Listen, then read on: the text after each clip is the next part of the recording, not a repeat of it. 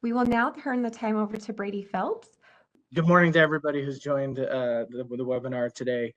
Appreciate the opportunity to talk about some physical security best practices for low impact. I am Brady Phelps. I've been with WECC for 6 years now. I do have experience with 2 different entities before I joined WECC, and a lot of my focus being on physical security as the entity monitoring physical security lead. With that, next slide. So our agenda for today, we have a lot to cover, but really it's going to focus on just a real quick overview of low impact physical security standards. We always got to do that to kind of talk about, to set the stage for what we're talking about today. But I really want to dive into what WECC's monitoring approach is for low impact, what your expectations should be when you see me come on audit. And with that, we're going to talk about preparing for that monitoring engagement with me, however it may be, spot check or audit, and what are the expectations and what are the realities of what it's like to work with me.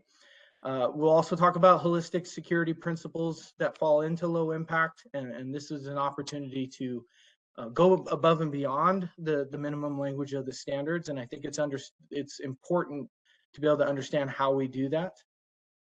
We'll talk about the proactive and adaptive security strategies that we can have with our low impact assets, best practices for monitoring experiences, and also some challenges and gaps I've seen being on the road with low impact so far. So with that, next slide.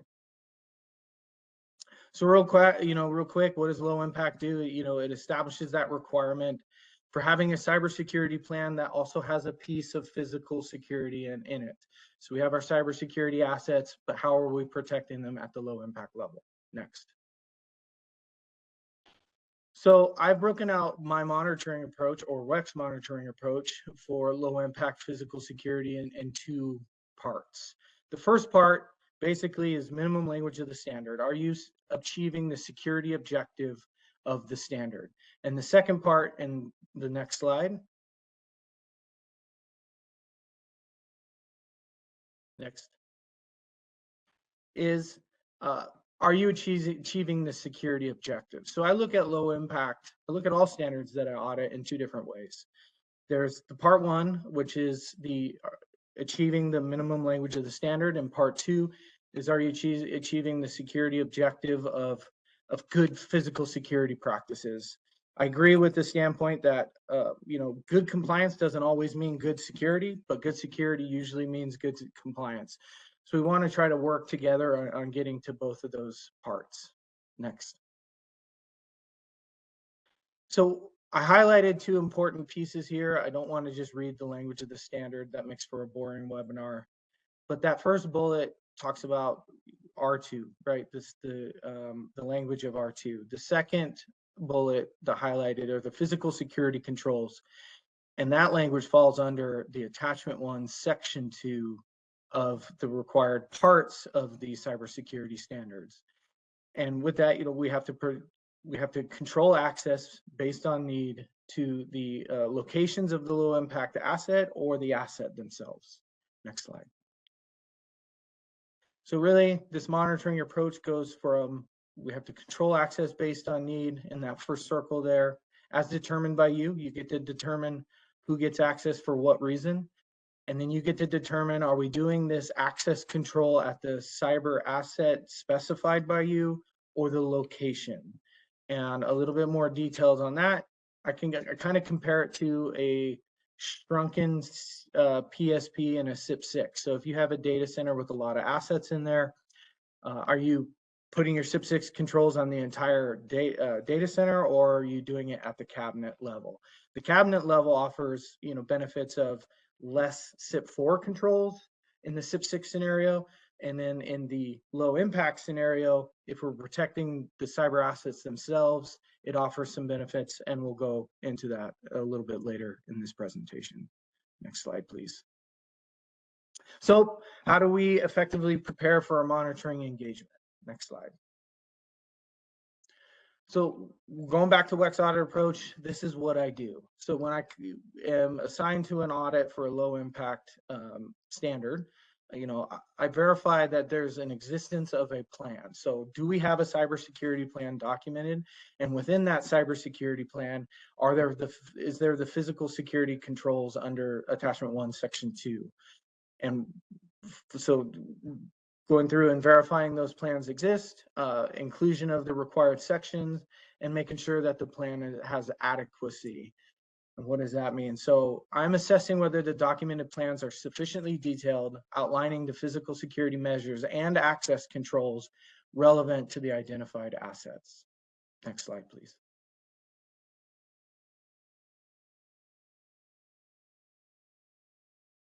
So next part of this, when assessing the physical security controls, I'll be assessing your needs-based access. I'll be evaluating how you're setting it up, why you're setting up, and how you're making sure that those who are granted access based on need are going through the proper process that you've designed. And then the access control mechanisms that you use to prevent unauthorized access to your cybersecurity assets that are low impact. So we'll be inspecting the physical and electronic mechanisms in place. Examples of these are locks, key cards, biometric systems, and that's the methods that we are using to access the critical areas to make sure they align with the documented security plan that you've included in your cybersecurity plan for low impact. Next slide, please. Then I'll verify the implementation of these things. So this you always include, for the most part, an on-site inspection. So I do conduct on-site inspections to verify that the physical security controls, as you describe them and have been and how they've been documented, that they're actually implemented in place and effective. And then we could also look at access logs and records. So this is an aspect that falls into the part 2 of the audit approach of this. Are you achieving the security objective? We have a requirement to control access based on need. Now, I will audit to that, but the second part, to make sure that we have a more robust physical security program and thus lower our risk profile, we'll also look at how are you maintaining access of those who are going in. So if it's just a hard key issued for a gate lock, we'll want to see how those keys are issued, what kind of control is in place, and the records that you keep for those who have those keys. Next slide, please. We'll evaluate your need determination. So the process for determining need, how have you set it up?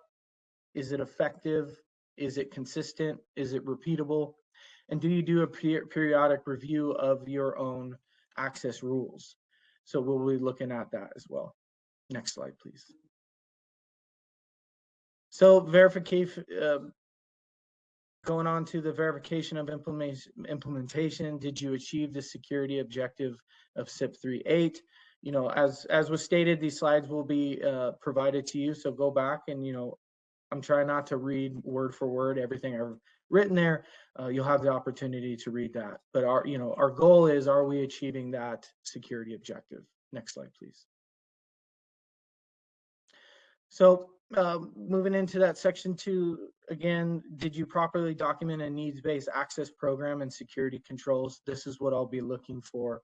And does that documentation clearly identify whether the controls are at the asset level or the location of the asset? So again, if you think in substation, are they at the control house or the circuit breaker panels, or are your controls being placed at the outer perimeter?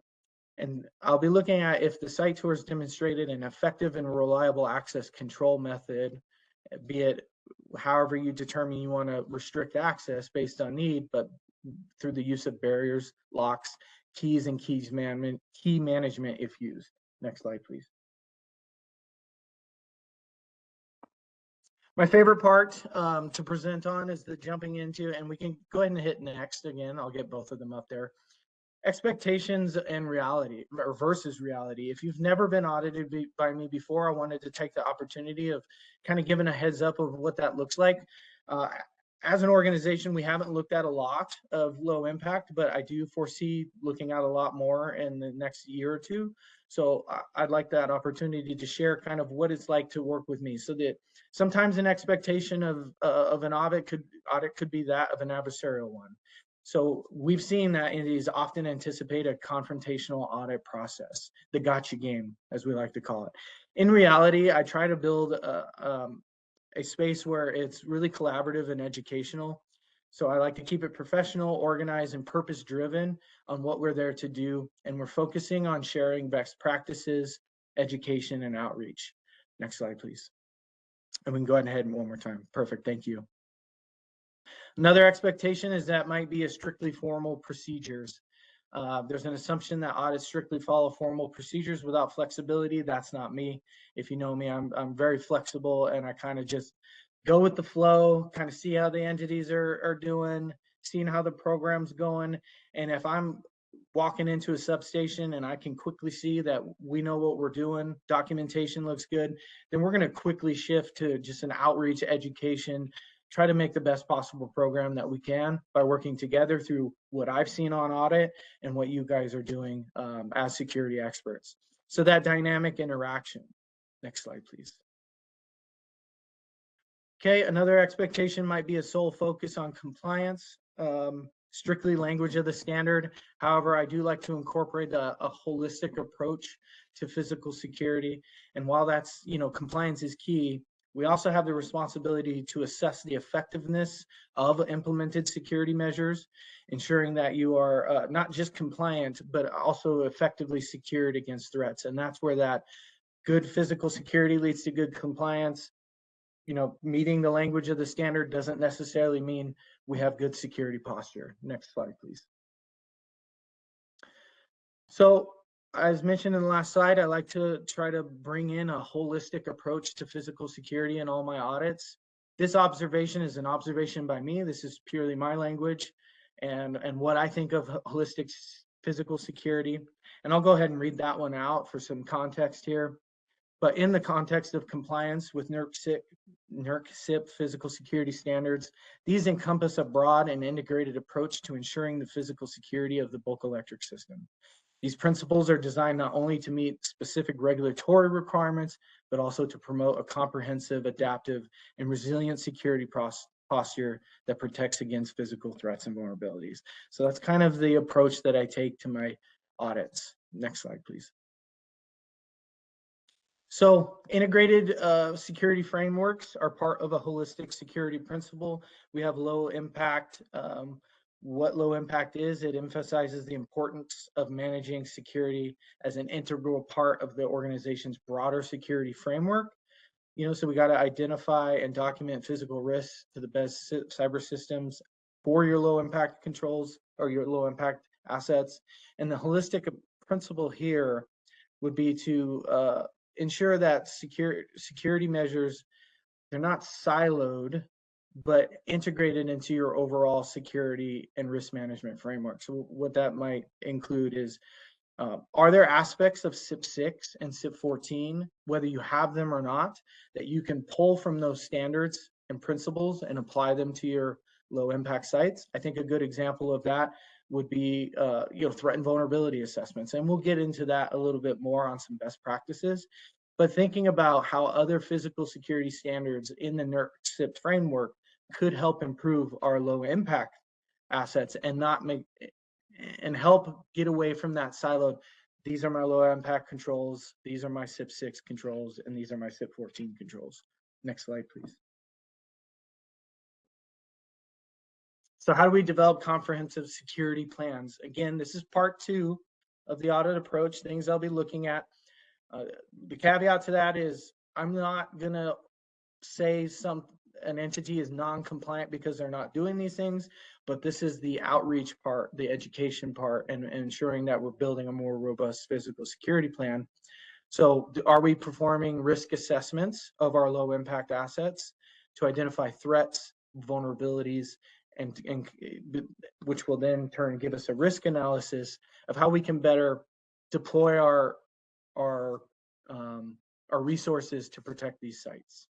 Next slide, please. The security objectives, are we meeting them? What are the goals?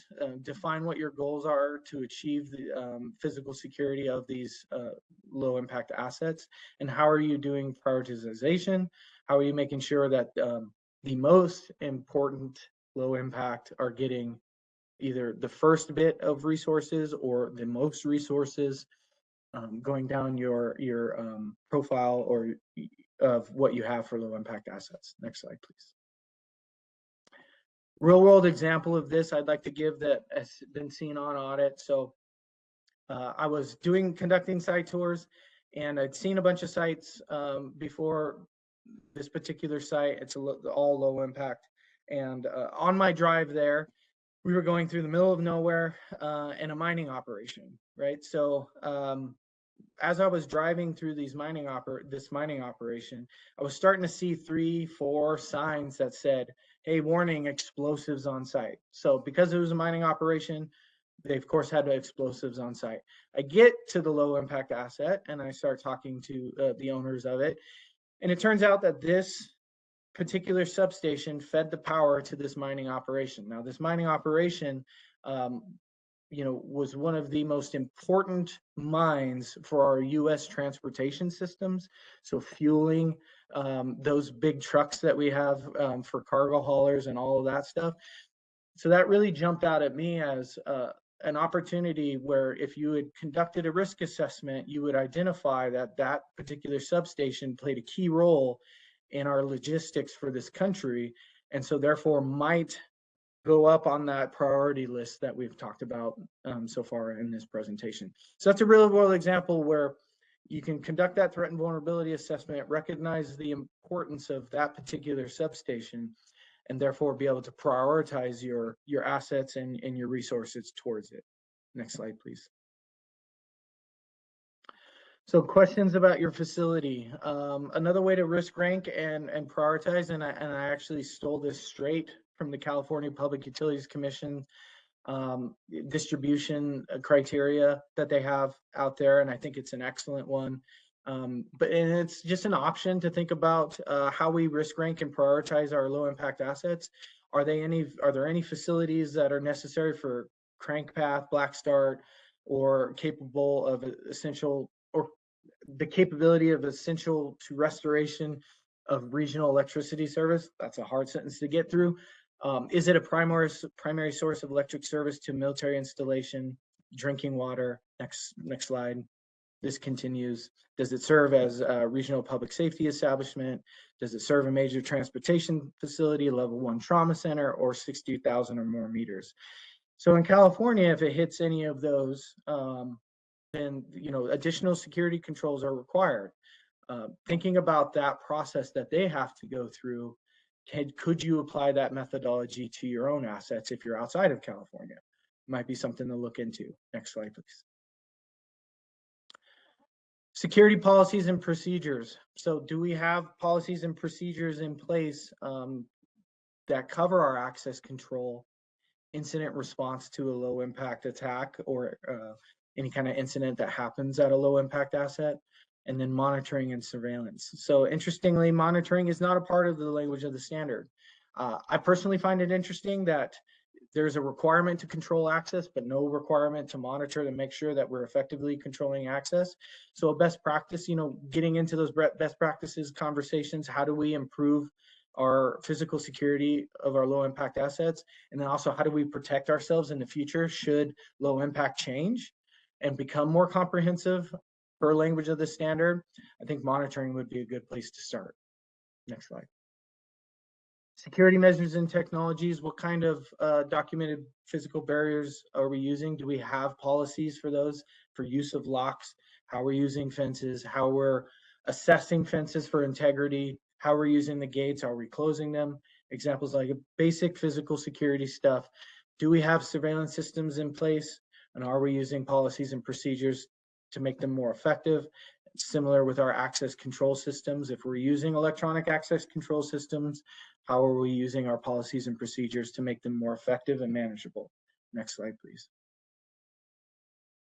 Response and recovery plans. Again, another part of a comprehensive physical security plans is how are we responding and recovering to incidents at our sites? Do we have a threat response? Do we have business continuity? Do we have post-incident review? Next slide, please. Training and awareness is another good part of, or important part of comprehensive security plans. Do we have employee training on how to take care of our sites? If we're protecting at the site level and the perimeter, ensuring that we're making that fence is operational and in good order, that the locks are in good order, that everything is working as it should, and awareness programs for those individuals that work for your organizations that are going out to those sites every day, every week, every month, whatever it may be. Are they trained on looking for inconsistencies in physical security? Are they trained to look for things that are out of place and might indicate threats towards that site? Next slide, please. And then documentation and reporting. So are your physical security teams, or are your compliance teams, or even facilities teams? I know there's a lot of different entities out there that have varying levels of physical security departments and teams. Some have some have none, some have a lot. But are we conducting security audits of our own sites? So these are site surveys, things like that, to make sure that everything is in good working order. And do we have incident reports so we can track and document what is happening at these sites? And it'll be a good key indicator and metrics to show us if we need to increase security at these sites. For example, if there's a lot of break-ins. I know that these low impact distribution sites often get broken into. I know copper theft is a big deal at these sites. So are we maintaining incident reports so we can track those? Next slide. Proactive and adaptive strategies. So again, to have that proactive and adaptive posture for our low impact assets. Are we anticipating emerging threats? Again, that's pulling a little bit from CIP 14. Are we conducting threat and vulnerability assessments? Are we staying apprised of evolving threats and corresponding security measures? It's a good practice to be able to look at anything that we find important in our organization to take that security posture as well, which builds that enhanced security posture, that a proactive and adaptive approach. It allows for continuous improvement in our posture for those latest technologies and security implementations. And compliance and resilience. So adapting to this shifts the regulatory, adapting to shifting regulatory compliance requirements is important. So being able to stay up to date on what's going on with NERC-CIP and the changes that come primarily based on incidents, right? So if we have incidents happening throughout the Western Interconnection or abroad, FERC and NERC usually get involved, and standards do tend to change. So having those proactive and adaptive strategy, a comprehensive physical security plan that goes above and beyond that minimum language of the standard really helps prepare you to be ready for changes. Next slide, please. So a good one, and people tend to enjoy this. They want to know what I'm seeing out there. So real world findings and lessons learned. So a common monitoring findings, challenges and gaps. What we see is entities may provide vague policies, such as stating they will grant access based on need without detailing the underlying process. So insufficient detail leaves access procedures unclear, leading to potential inconsistencies and misinterpretation. That could be misinterpretation from the people responsible for locking the gate behind them as they leave, or it may lead to misinterpretation by the auditor. And what does that lead to? That leads to more RFIs, digging deeper, and more time with me, which we want to get to a place where we spend as least amount of time as we can with me. Documenting the full access request process within the security plan, and applying these best practices help close documentation gaps, clarify access control protocols, and strengthen our program. Next slide, please. Entities often lack comprehensive access management plans, specifically in the management of physical keys. Physical hard keys are used a lot in low impact from what I've seen, and it makes sense. So chain around a gate on a fence and put a lock on it. But do we have a good comprehensive key management plan with that? And so that's looking at who's getting the key issued to them, how you're tracking it, are there lost keys, and how are you managing lost keys? Because a lost key could be interpreted as we now have lost controlled access to our site. So one of the questions I ask on audit is, what's your threshold for lost keys to where you would conduct a rekey of your system of physical security controls around your low impact asset? Develop a stance on that. Determine what that is based on your unique and individual risks. It could be 3 keys, could be 5 keys, whatever it is, and how an incident such as a stolen key out of a truck might prompt something faster than somebody losing their key and knowing exactly where they lost it and it's unrecoverable. So it's likely somebody else won't be able to recover it as well. So that's a lower risk threshold there. Next slide, please. Yeah, real world example of this would be a non-compliance found to where we had PAC systems and physical hard keys at our low impact, and the low impact assets and the controls there were afforded to the control house themselves. So all the documentation was good for access based on need for the PAC system, but there was no key management. There was no access based on need for any of the keys. Keys were issued to personnel. And because there was no access granted based on need for keys, no key management plan, that was found to be non-compliant. So every access method needs to have that access granted based on need. And the policy that you develop needs to cover all access methods. Next slide. Entities often fail to test site protections adequately before WECC monitoring team visits. Another real world example here is I show up, you say that your controls are at the fence line and the fence is knocked down. So one of the key pro tips that I learned a long time ago on my first WECC audit when I was working for the entity is get your security people out there before the auditors come, check your perimeter, make sure it's all in good and working order. Because if you say that perimeter is your detection zone, saying anybody who crosses this has to have access based on need. And let's say you have assets in control panels on circuit breakers and those control panels are not locked, there's a hole in the fence, that's non-compliant. So we have to make sure that wherever we define our perimeter or our boundary for low impact assets needs to be in good working order. Next slide, please.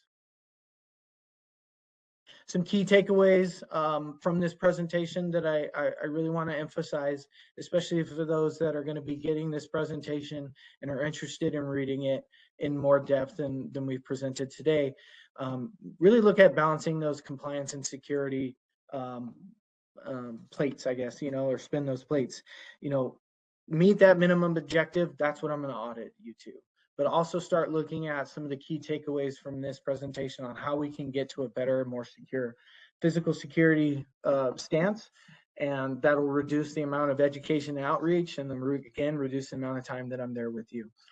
Remember the importance of a comprehensive physical security plan. This does call for a physical security plan. So it's more than just saying we'll grant access based on need and we have locks and keys. And we've given examples of what makes up a comprehensive physical security plan in this presentation. Remember, it's a risk-based monitoring approach.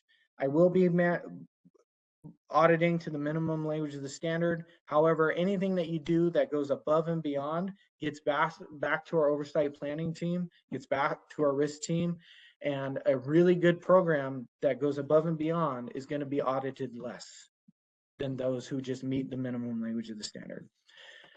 No our monitoring expectations, we talked about that today, and then informing future risk management.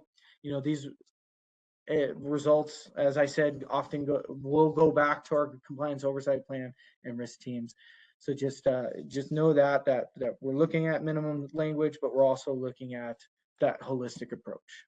Next slide, please. That was pretty quick. That's what I have for low impact physical security, an audit approach, developing comprehensive security plans, what I've been seeing on the road. Happy to answer any questions anybody might have. Thank you, Brady. We'll give it just a moment for folks who might be typing their question to get those in. I know maybe a little panic inducing trying to type it quickly. We'll give you a sec, don't worry. Appreciate that presentation. Always good to hear about your physical security expertise. Thank you. Thank you so much, Brady. We appreciate you being here today. Oh, Stacia. Really, I think it's rare that we have like a face-to-face with Brady. So Brady, can I ask you one question? Yes. If an entity came up to you, because I think you mentioned in your presentation that you plan on doing, and I'm sorry, I'm trying to yell into my microphone here. If an entity came up to you, you said that you plan on, that WECC as a whole plans on monitoring more low inherent risk sites, like low impact sites. So if an entity came up to you and said, what can we expect? Like, what would you say to them? Like they just were coming at it new. Like what advice should they give their SMEs? So basically a condensed version of what you just presented. How would you put the entity at ease coming to look at their low impact? Yeah. Okay. And this is kind of coming from maybe entities that have not been audited before in this. Exactly. So a low impact site that the entity has not had a lot of interaction with WECC. Yeah. Again, I talked a lot about above and beyond because, I don't want to get into too much personal opinion here, but, we want to have a good physical security program associated with low. We don't want to have this position where low impact seems less important than, say, a CIP6 or a CIP14 site. Because I'd like to reference, the attacks in the Pacific Northwest and the attacks in Moore County out in the Carolinas. Those were distribution level sites, and there were coordinated attacks against them. So that, and plus the intelligence that's coming through on what these groups that want to cause damage and destruction to our critical infrastructure, what they're calling for. They're calling for multiple attacks on soft targets. So what is a soft target? If CIP14 is a hard target, then low impact is going to be a soft target right now, because the requirement only says define your access based on need and your controls that you have there. And that could simply be a chain link fence with a lock on it, not necessarily a hard target, right? So I would say get to that level of the minimum language of the standard, and that's define your access based on need, how they're getting their access, why they're getting their access, and who's approving it and who's tracking that access moving forward. Then define where you want to control your assets. Do you want to control them at the asset level or the perimeter level? There's pros and cons of both. At the perimeter level and nothing inside goes back to that real world example that I gave where they had a hole in their fence, and unfortunately, because they had no other controls, that was non-compliance.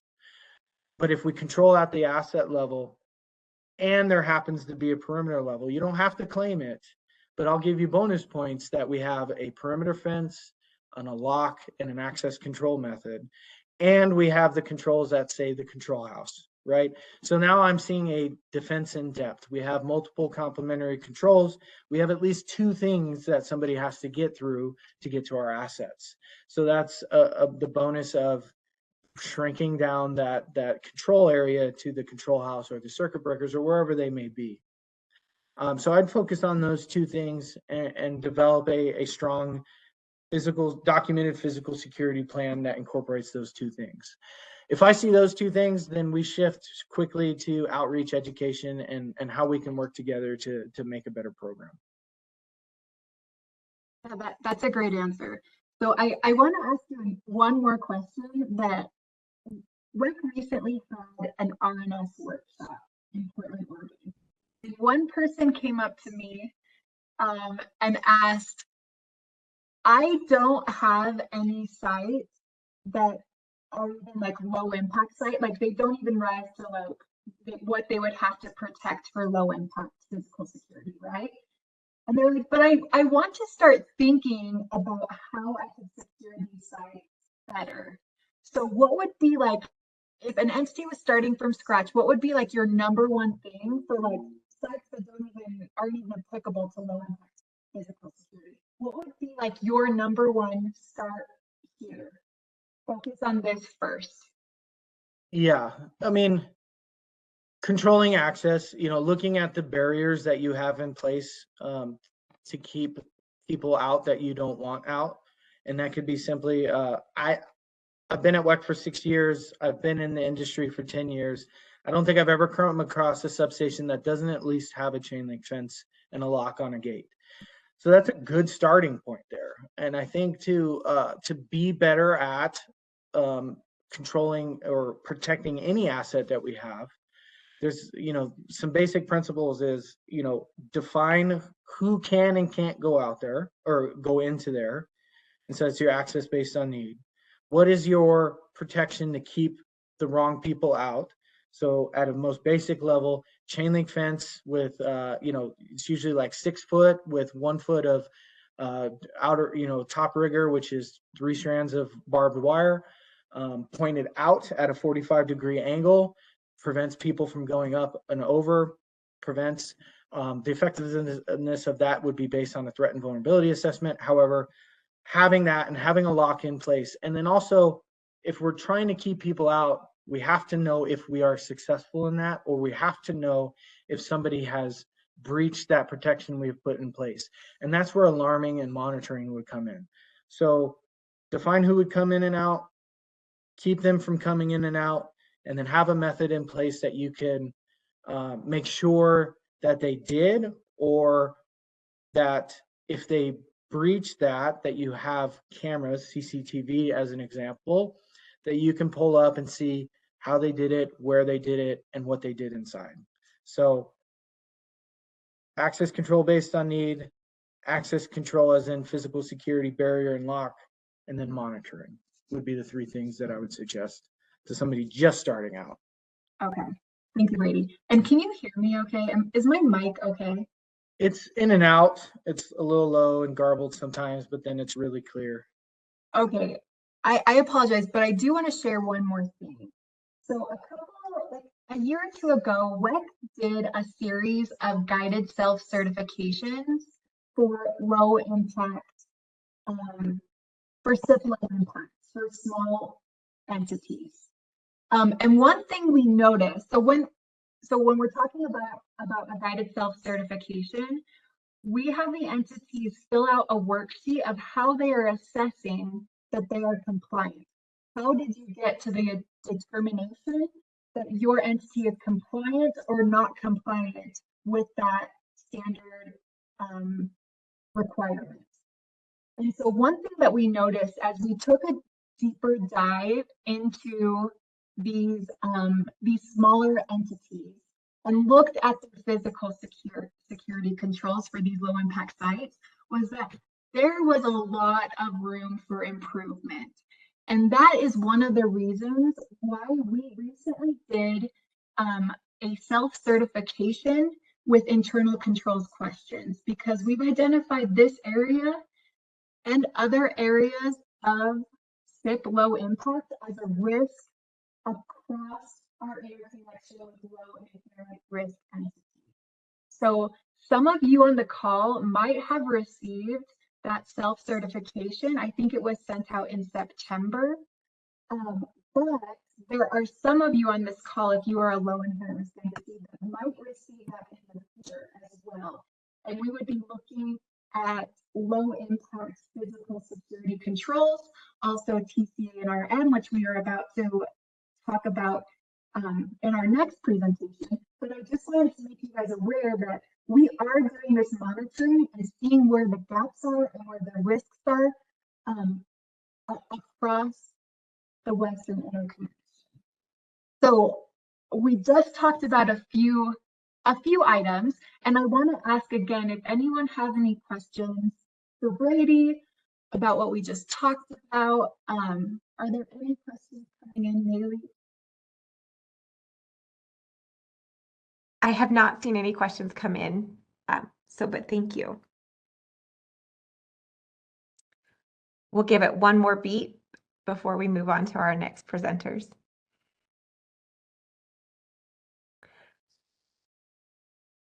This would be the place where if we're doing this in person, I would be cornered after the presentation and get all the questions. 100%. Yes. All right. Thank you so much, Brady and Stacia.